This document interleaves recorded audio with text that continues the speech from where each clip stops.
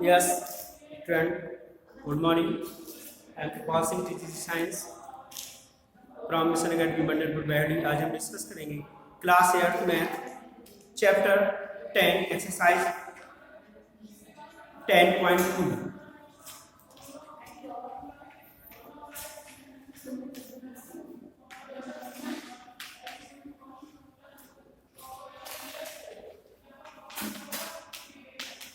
10.2 first one, listen carefully.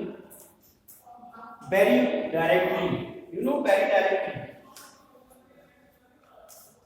if two quantities are given x and y, first one है second to y। अब very directly क्या होगा इसका? अगर आपको very directly लिखना है very directly, तो किस तरह से इसे लिखेंगे? very directly तो हो जाएगा x proportional y, right. Second one, अगर इसी को आपको लिख रहे हैं वेरी इनवर्सली, क्या लिख रहे हैं? Very inversely.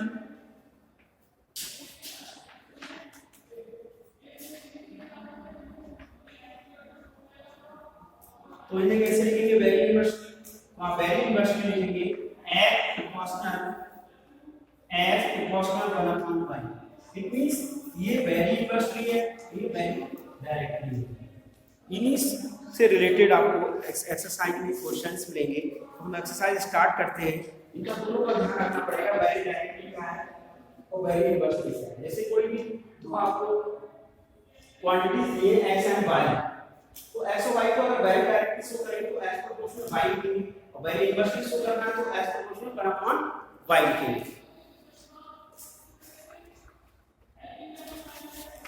आइए स्टार्ट करते हैं exercise 10.2।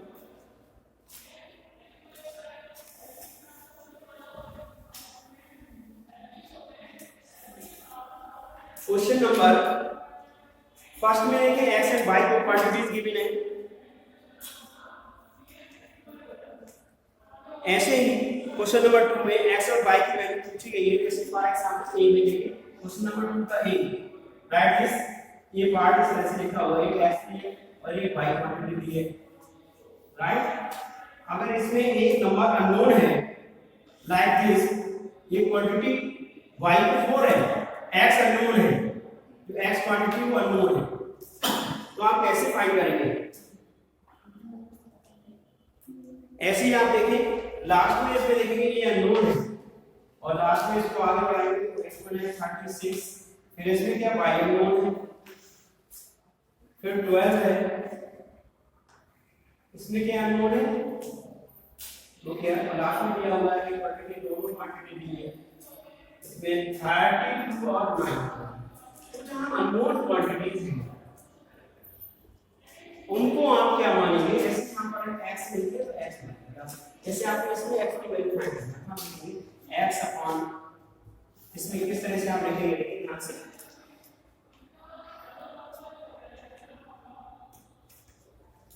x into 4 is equal to 32 into 9. It means x is equal to 32 into 9 upon 4. 4 8 या 32, it means x is equal to 72।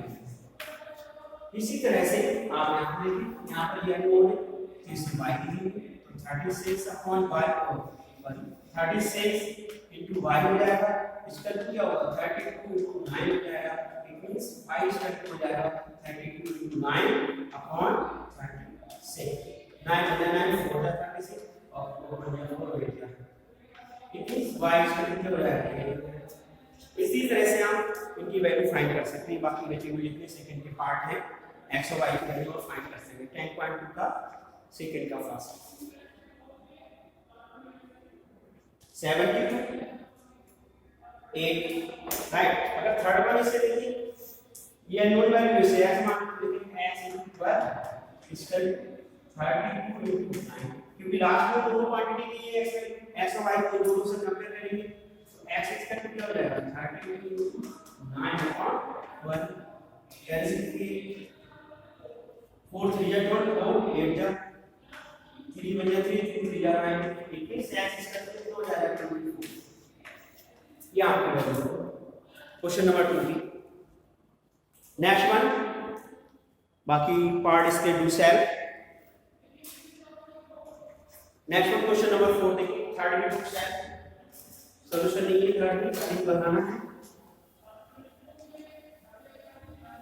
Next देखिए question number 4।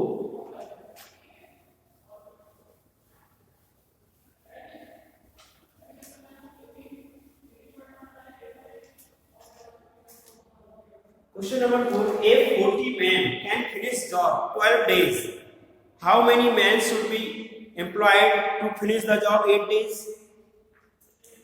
It means question number 4 देखिए 40 men, it means यहाँ पर आप लिखेंगे man और second column में क्या लिखेंगे days। टेबल बनाइए इस तरह से, मैन कितने 40 मैन किसी जॉब को फिनिश कर रहे हैं 12 डेज, राइट। कोई जॉब है 40 में उस जॉब को 12 डेज में फिनिश कर रहे हैं।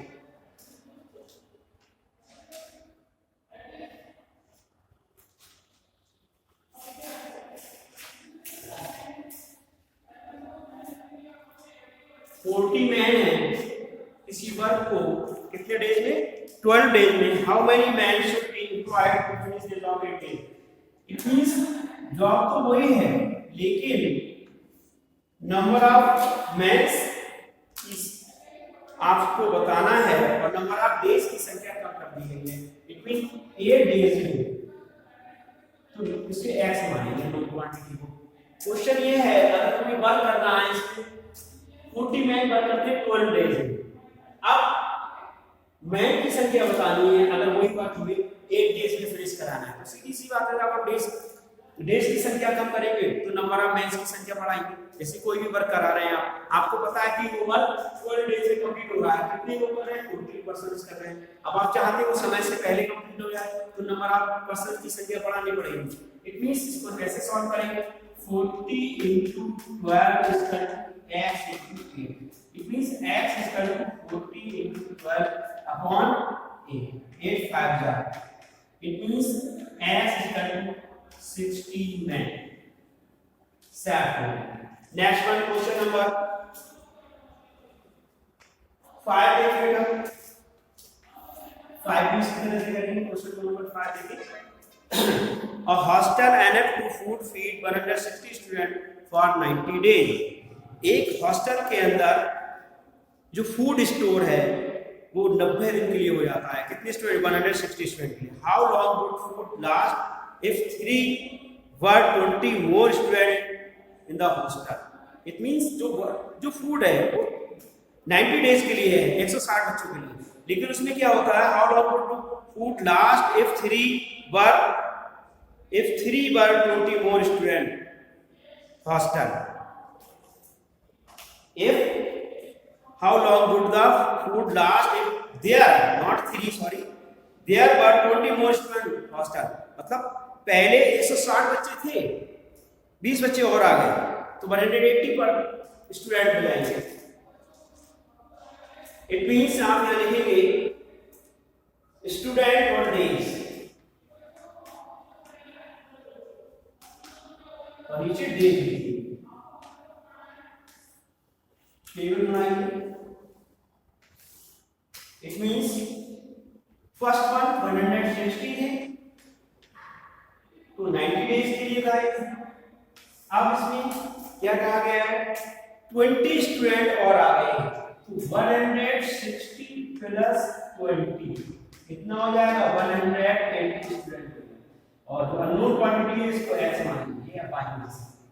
It means 160 into 90 is equal to 180 x। x is equal to 160 into 90 upon 180। 90 में 90 का 0 से 0 कैंसिल 1 2 में 8 का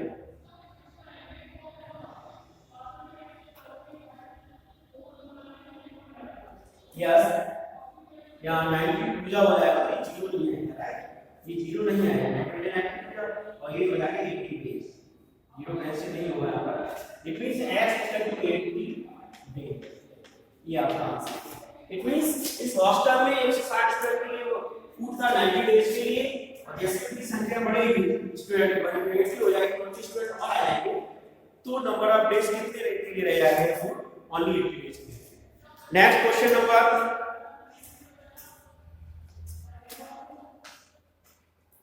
6 to 7। क्वेश्चन नंबर देखिए बेटा, ए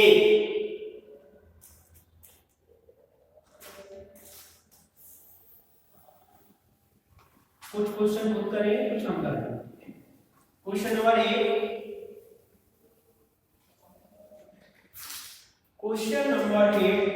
look here, a garrison had provision for 520 men to last for 27 days.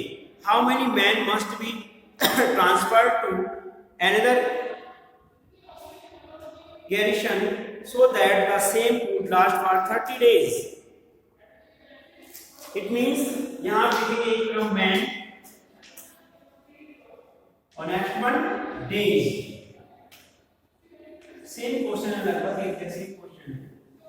लोग यार मैन कितने हैं 520 मैन है और डेज कितने हैं 27, राइट। अब ये आगे how many man must be transferred another nation, जिससे कि फूड 30 डेज के लिए हो जाए। डेज की संख्या कितनी है 30, इट मींस एक्स मानेंगे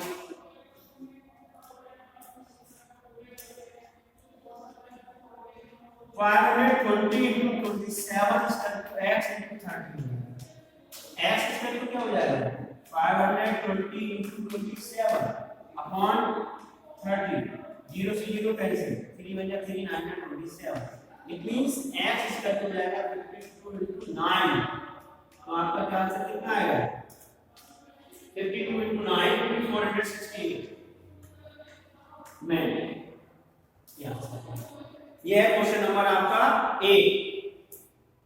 नेक्स्ट वन क्वेश्चन नंबर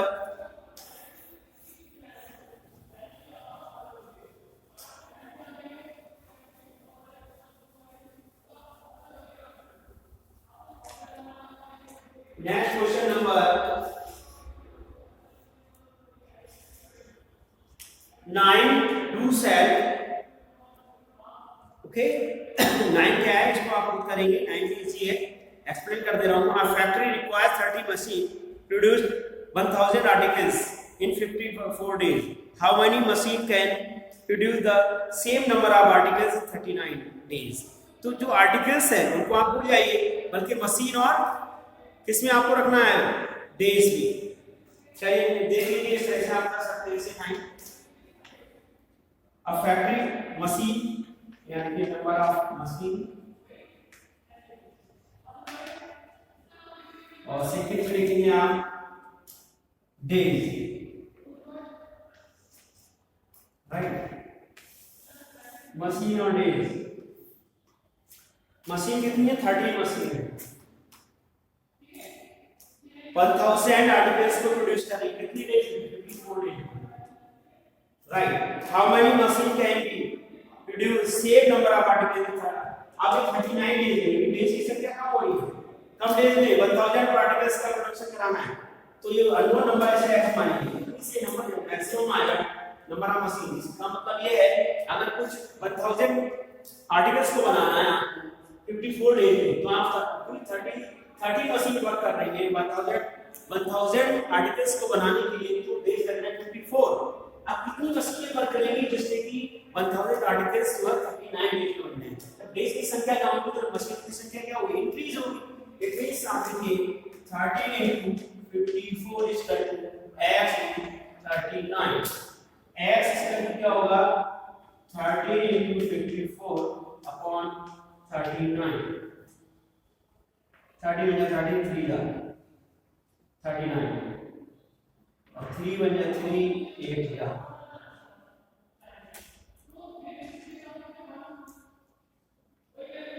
38 का। Again you see a factory machine 30 machine to produce 1000 articles in 54 days. How many machine produce the same,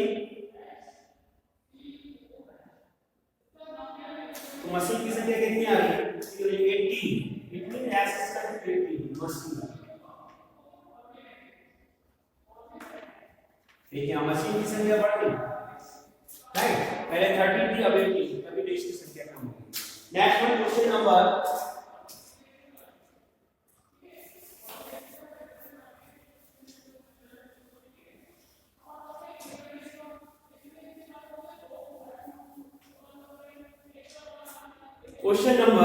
मैं समझता हूँ समझ गए होंगे। मशीन और डेज की कंपेयर करना है, और जो 1000 जो मशीन की आर्टिकल्स की संख्या है उसको आपको नहीं रखने के लिए बोलते हैं, क्योंकि वो दोनों कंडीशन में सेम है। इसलिए 30 मशीन बात कर रही है 1000 बना के लिए रिपोर्ट करना है, कितनी मशीन करेंगे तो 39 डेज लगेंगे। डेज की संख्या कम हो तो मशीन की संख्या बढ़ेगी, तो देखो कंपेयर करेंगे यहाँ पर 30 मशीन है, यहाँ पर आया 1 machine. Next one question number ये 9 था, क्वेश्चन नंबर 10 देखिएगा। 10 a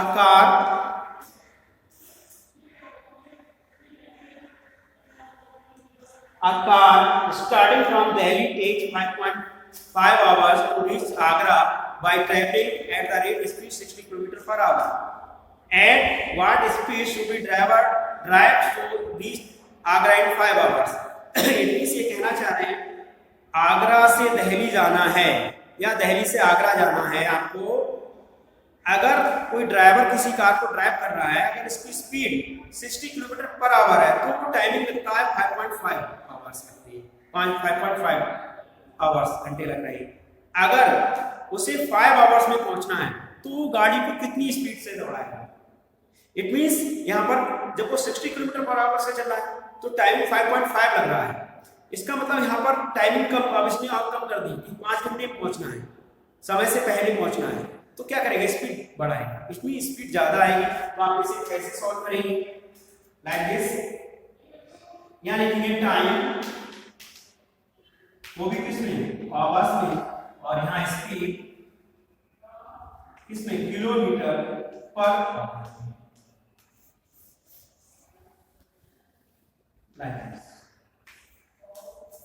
अगर टाइमिंग 5.5 दे रहा है, आवर्स दे रहा है, तब जब इसकी स्पीड 60 km/h है, अगर इसे 5 आवर्स में पहुंचना है तो स्पीड कितनी है? इसको क्रॉस मल्टीप्लाई करेंगे, इसलिए लिख सकते हैं 5 × x = 5.5 × 60।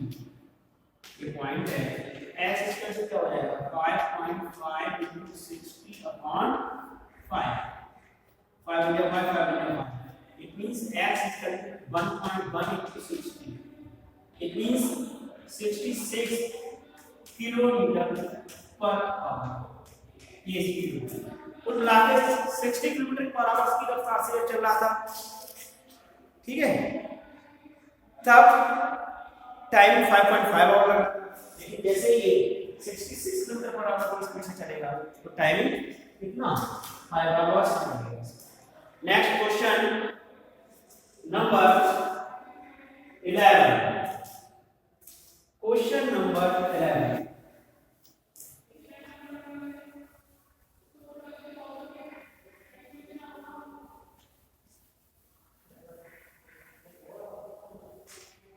Yes student, question number 11 देखिएगा।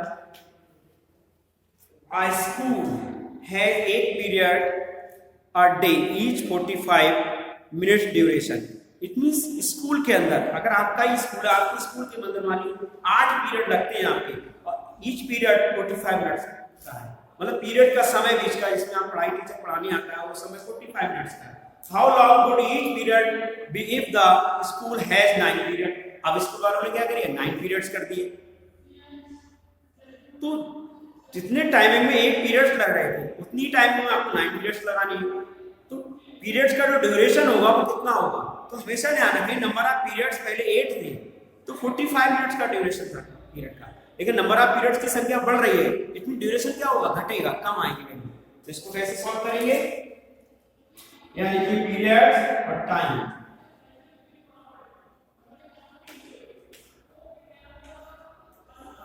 या ड्यूरेशन लिख सकते हैं या टाइम लिख सकते हैं, वो भी किसमें है? मिनट में। ये टाइम जो आपका जो दिया हुआ है इस तरह से लिख सकते हैं MINUT मिनट में है, ठीक है।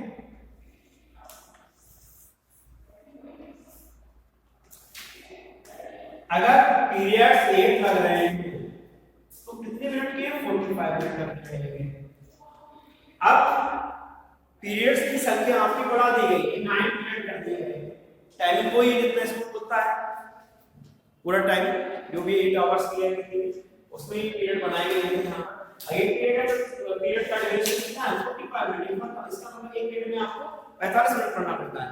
लेकिन अगर पीरियड की संख्या बढ़ा दी जाए तो पीरियड की ड्यूरेशन क्या होगा, कम आना चाहिए। तो देखिए कैसे सॉल्व करिए इसे। 9 into x is equal to 8 into 45. It means x is equal to 8 into 45 upon 9. 9 5 the 45. It means x is equal to 40 minutes का आंसर है। देख सकते हैं हम जब 8 पीरियड लगाया तो 45 मिनट का पीरियड, अब जब आपने एक पीरियड बढ़ा दिया तो कितना रहेगा 40 मिनट का। नेक्स्ट वन क्वेश्चन नंबर ये 11 था, 12 देखिएगा क्वेश्चन नंबर 12।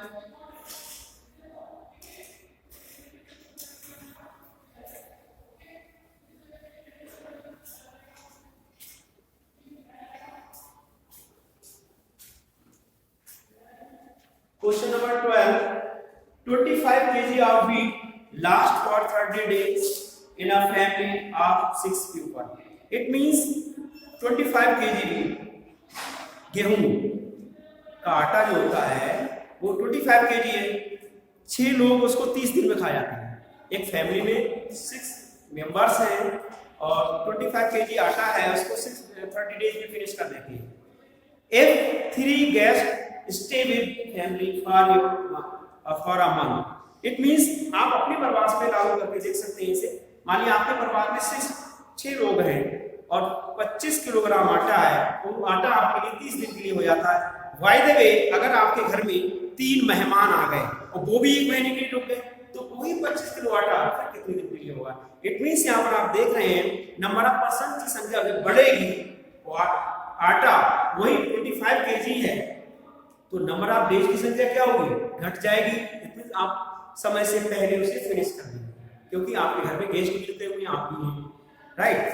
तो देखिए इसे कैसे सॉल्व करेंगे आप। यहाँ पर आप एक चीज देखिए, कंफ्यूज होने की जरूरत नहीं है। जो व्हीट है गेहूं का आटा है तो 25 kg दोनों में सेम कंडीशन में है, तो उसको आप नहीं रखेंगे बल्कि क्या रखेंगे डेज और नंबर ऑफ पीपल। डेज और नंबर ऑफ पर्सन या पीपल को भी लिखिए, नंबर ऑफ पर्सन या फिर पीपल भी रख सकते हैं। लाइक दिस, इस तरह से आप टेबल बनाएंगे। इसकी कंफ्यूज होने की जरूरत नहीं है। इसमें 3 क्वांटिटी दी हुई है, एक क्वांटिटी ऐसी है तो दोनों कंडीशन में सेम है, उसको आप रेक्ट कर देंगे, उसे छोड़ देंगे। वो क्या है 25 kg है। आप डेज कितना लेंगे 30 डेज, 25 kg आटा बना के कितने लोग खा रहे हैं उसे 6। अगर लोगों की संख्या बढ़ रही है 6 पहले थी 3 और पर्सन होते हैं तो कितने होगा टोटल 9। ये ध्यान रखना पड़ेगा, नंबर ऑफ पर्सन की संख्या बढ़ रही है। यहाँ पर 6 आपकी फैमिली में है, 3 लोग और आ गए तो हो जाएंगे 9। अब बताइए कितने डेज के लिए फिनिश होगा। कैसे मान लीजिए x, राइट, इसे सॉल्व करें। It means x is 9 equal to 30 into 6 करने का मेथड सेम है सभी क्वेश्चन का इस एक्सरसाइज में। 30 into 6 upon 9 कैंसिल करेंगे 3 2 जा 6 3 3 या 9 3 बन जा 3 time, right. It means x is equal to 20 क्या है 20 डेज। इट मींस वो 25 kg जो व्हीट था गेहूं था या आटा था उसका वो आप पता है जब आप पर्सन की संख्या 9 हो जाएगी तो आपको 30 दिन की बजाय 20 दिन मिली। इट मींस 10 डेज पहले फिनिश कर जाएंगे, 10 डेज पहले खत्म कर देंगे। Next one question number according to me last question this exercise, question number आपका होगा 14।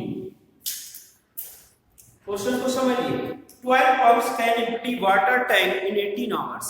अगर आपके घर में कोई वाटर टैंक है, उसे आपको खाली करना है, अगर आपने 12 पंप्स 12 पंप 12 मोटर से आप कुछ भी लगा दिए, स्टार्ट कर दिए, पता लगा उस टैंक को खाली करने में 18 घंटे लग रहे हैं. How many hours will take the empty to tank if 3 pumps are non function. मान लीजिए अगर 12 थे, 3 खराब हो गए, अब बताइए कितना टाइम लगेगा उस टैंक को खाली करने में. जैसे फॉर एग्जांपल आप ऐसे अप्लाई कर सकते हैं अपने ऊपर. जैसे मान लीजिए कोई तालाब है आपके गांव में, उसको खाली कराना है. अगर आपने 12 मोटर उसमें लगाई है, 12 इंजन फिट कर रखे हैं, उसको खाली करने के लिए उसको टाइमिंग 18 आवर्स लग रहा है एम्प्टी करने में, और अचानक उसके अगर 3 पंप या 3 मोटर या 3 इंजन खराब हो जाए तो 18 में से 15 इंजन बचेंगे. अब बताइए 15 इंजन कितना समय लगेगा. जब इंजनों की संख्या या पंप की संख्या कम होगी तो टाइम क्या होगा, बढ़ जाएगा आपके यहाँ पे. कैसे सॉल्व करेंगे इसे, देखिए 14 पंप्स, नंबर ऑफ पंप्स लिखेंगे और नीचे क्या लिखेंगे, टाइम. टाइम होगी किसमें, आवर्स में. ये दिखाना पड़ेगा, यूनिट आपको लिखना पड़ेगी, राइट. अगर आपके 12 पंप्स हैं या 12 इंजन है या मोटर्स हैं तो किसी भी टैंक को खाली करने में 18 आवर्स लगेगा. टैंक वही है जो पहले 12 को 18 आवर्स में एम्प्टी कर रहे थे, खाली कर रहे थे. अब क्या हुआ, उन 12 पंप में से 3 पंप्स खराब हो गए, क्योंकि समझे अपना वर्क करना बंद कर दिया. तो क्या लिखोगे, 12 माइनस 3, इट मींस कितने पंप्स बचेंगे बेटा, आपके पास पंपों की संख्या जो है वो रह जाएगी, 12 3 करेंगे तो 9 पंप्स रहेगा. 12 पंप थे, 18 घंटे लग रहे थे, अब 3 खराब हो गए, नॉन फंक्शनल वर्क नहीं कर रहे हैं, तो बचे 9.